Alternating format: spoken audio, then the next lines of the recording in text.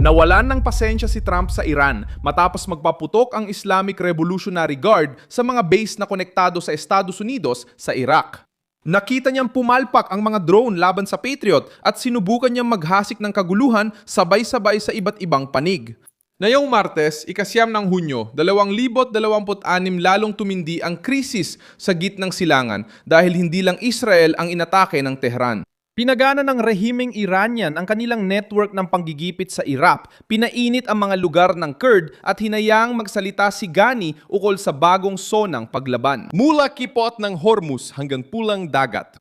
Itinulak nila ang Houthi laban sa Israel sa timog at pinanatiling ng gigipit ang mga kaalyado mula sa hilaga, habang isinara ng depensa ng Israel ang himpapawid para sa proteksyon ng sibilyan. Kasabay nito, nawala ang lider ng revolusyonaryong gwardiya matapos ang inaasahang talumpati. Pinilit ng rehimen na hadlangan ng kasunduan sa pamamagitan ng paghingi ng bilyon-bilyong dolyar at nuclear na pananakot. Ibinunyag ng Poland ang heroin shipment mula Iran at inakusahan ng Islamic Republic ng pagdukot sarili nilang mga mamamayang Iranyano upang pondohan ng terorismo, digmaan at kaguluhan. Ano kayang hakbang ang gagawin ni Trump na yon? Bakit tinaasan ng Iran ang pusta? Paano lalala ang tugon sa pagputol ng ugnayan? Ikukwento ko sa iyo lahat. Kung gusto mo ng diretsong nilalaman, mag-subscribe ka na dahil araw-araw may ganitong video dito. Binuksan na Islamic Revolutionary Guard ang panibagong tensyon sa pamamagitan ng pagtutok sa mga posisyon ng Amerika sa Iraq. Batay sa ulat ng internasyonal na balita, drones at misilang ginamit sa operasyon laban sa mga base na may presensya ng Estados Unidos. Habang pinaandar ang mga depensa tulad ng mga bateryang Patriot para harangin ang banta, ang sentrong punto ay hindi lang terorismo o pag-atake, kundi ang mensahe. Sinubukan ng Tehran na ipakita na kaya nitong guluhin ang Washington kahit makalipas ang ilang linggo ng pagharang, presyur militar at paghina ng ekonomiya.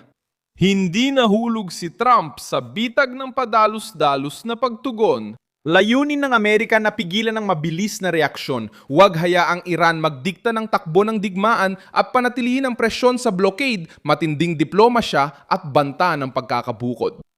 Mas lumalala ang krisis para sa rehimen ng Iran. Kapag umatake o nagbanta ang Tehran sa mga puwesto ng Amerika, ipinapakita lang nila ang lakas sa kanilang rehimen. Kapag nasabat ang pag-atake at walang nababago, nagmumukhang kalkuladong desperasyon, hindi totoong kapangyarihan.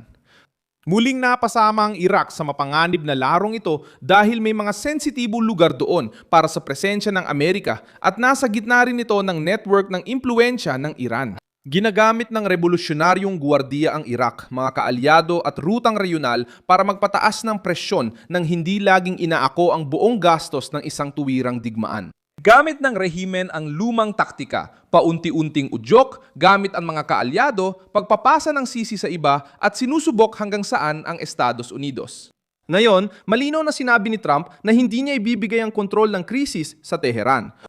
Samantala, inatake rin ng Israel mula sa Hilaga at Timog. Sa Hilaga, ang tensyon ay may kinalaman sa mga lugar na konektado sa Hezbollah sa Lebanon.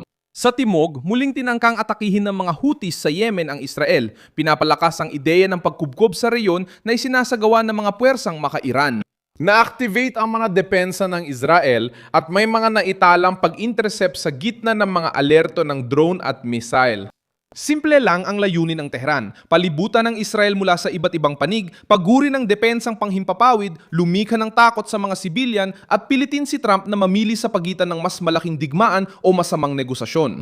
Pumasok si Trump sa tensyon na ito sa pamamagitan ng panawagang itigil ng Israel at Iran ang pagpapaputok. Dumating ang pahayag matapos muling magkaroon ng palitan ng pag-atake at magsimulang manghina ang tigil putukan. Tinanggap ni Benjamin Netanyahu ang pansamantalang tigil putukan laban sa Iran, ngunit tuloy ang presyon sa mga banta mula sa Hezbollah sa Lebanon. Mahalaga ang pagkakaibang ito. Gusto ni Trump pigilan ng mas malaking digmaan laban sa Iran, pero tutolang Israel na gamitin ng Hezbollah ang tigil putukan bilang panangga para mag-organisa sa hangganan. Sa huling usapan, muling humiling ang Iran ng bilyon-bilyong dolyar para sa anumang kasunduan. Sa praktika, nais ng rehimen na mabigyan ng gantimpala matapos umatake, magbanta, pondohan ng armadong kaalyado at panatilihin ang programang nuklear bilang presyon. Hindi matatanggap ni Trump ang modelum ito nang hindi binibigay ang malaking tagumpay sa revolusyonaryong gwardiya. Kung palalayain ng Washington ang pera at babawasan ng presyon matapos ang pag-atake sa base, pagpapakawala ng misil sa Israel at pagbabanta sa kipot ng Hormuz, malinaw ang mensahe sa Tehran. Magpasimuno pa ng gulo dahil may gantimpala pagkatapos. Kaya, pinipilit ng White House na panatilihin ang blockade at bigyan ng rehimen ng mahirap na pagpipilian. O umatras talaga ang Tehran o patuloy itong mauubusan ng pera, impluensya at kakayahang militar. Nagdulot din ng alarma ang pahayag ni Ismail Gani na konektado sa revolusyonaryong gwardiya. Nagsalita siya tungkol sa sinturon ng paglaban na magmumula sa kipot ng Hormuz hanggang Bab al-Mandab, dumadaan sa Golpo ng Persya at Pulang Dagat. Sa madaling salita, nais ng rehimen na ibenta ang ideya ng isang regional na network na kayang magbanta sa enerhiya, kalakalan, Israel at mga base ng kanluranin ng sabay-sabay. Ang talumpating ito'y pampalakas loob sa mga kaalyado at pananapot sa kalaban at nagpapakita rin ng laki ng pagtaya ng Iran sa mga milisya at armadong grupo. Ang problema ng Tehran ay karamihan sa mga atake ay hindi nagbunga ng inaasang resulta. May mga drone na napabagsak, misil na nasabat at nabigong pananakot na walang malaking epekto sa militar. Hindi nito pinapakalma ang sitwasyon dahil isang pagkakamali lang ay maaring magdulot ng pagkamatay ng Amerikano, Israeli o ibang dayuhang sibilyan at itulak ang krisis tungo sa mas mabagsik na tugon. Ipinapakita nito na ang rehimen ay gumagastos ng mahalagang yaman para sa limitadong epekto, lalo na ngayong nahihirapan sila dahil sa blockade, sanksyon at pagbaba ng kita. Sa Iraq, ang mga ulat ng pag-atake sa mga lugar na Kurdish at malapit sa Erbil ay nagdulot ng dagdag na pag-aalala. Hindi pa tiyak ang lawak ng pinsala ayon sa ilang impormasyon, pero ang katotohanang may mga drone na may pampasabog na naharang malapit sa Erbil ay nagpapakita kung gaano kalantad ang reyon. Alam ng rehimen ng Iran na sensitibo ang hilaga ng Iraq, may interes ang Amerika doon, at anumang pag-atake roon ay makakapagpadala ng mensahe sa Washington nang hindi direktang tinatamaan ang teritoryo ng US. Isa pang bagay na nakatawag ng pansin ay ang hindi paglabas sa publiko ng isang inaasahang pahayag mula sa pinuno na konektado sa revolusyonaryong gwardiya. Inaasahan ang pahayag, ngunit hindi ito inilabas sa oras, kaya lalong lumakas ang mga espekulasyon tungkol sa panloob na presyon, banta sa seguridad o kakulangan ng organisasyon sa pamunuan ng Iran. Sa isang rehimen na nabubuhay sa propaganda, ang bawat pagkawala ay lalong napapalakas ng pagdududa. Kapag kailangan magpakita ng lakas ang makina at may mahalagang pangalan na wala, ang katahimikan ay nagpapakita rin ng kahinaan. Ang krisis ay nagkaroon din ng mabigat na dimensyon sa labas ng larangang militar.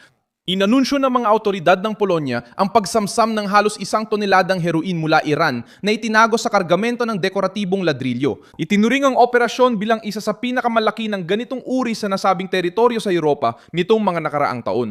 Ang balitang ito ay nagpapabigat sa imahe ng Tehran sa panahong inaakusahan na ang rehimen na naghahanap ng pera sa kahit anong paraan para suportahan ng impluensya, mga milisya at panunupil. Si Reza Pahlavi, ang lider ng oposisyon ng Iran na nasa pagpapatapon, ay sinamantalang paglala ng sitwasyon upang ituro ang rehimen bilang responsabale sa pagdadala ng mamamayang Iranian sa panibagong krisis. Ayon sa kanya, ginagamit ng Republika Islamika ang buhay ng mga Iranian para magpalaganap ng terorismo, digmaan at kaguluhan. Ang batikwas ay sumasalamin sa ugat ng suliraning pampulitika. Nagbabayad ng presyo ang mga Iranian habang sinisikap ng revolusyonaryong gwardiya na iligtas ang kapangyarihan nila sa pamamagitan ng panlabas na pag-atake, panloob na panunupil at propaganda. Pinagtibay ng pahayag ni Pahlavi ang mahalagang pananaw ni Trump na hindi lang ito isang bugso lang ng mga misil o drone. Ang problema ay ang istruktura na gumagamit ng Hezbollah, Houthis, mga milisya sa Iraq, presyon sa kipot ng Hormuz at negosasyong nuklear bilang bahagi ng iisang panggigipit. Nakikita ng White House na ang mahinang kasunduan ay ilang buwang katahimikan lang bago muling bumalik ang mas armado, pinundohan at mapangahas na rehimen. Ako si Milson Alves, global, internacionalista at layuni kung panatilihin kang laging may tamang impormasyon araw-araw. Ang mga link ng balita ay nasa video description. I-like ang video, mag-subscribe sa channel at tignan ang mga komento para maging mas aktibo sa komunidad ni Milson Alves.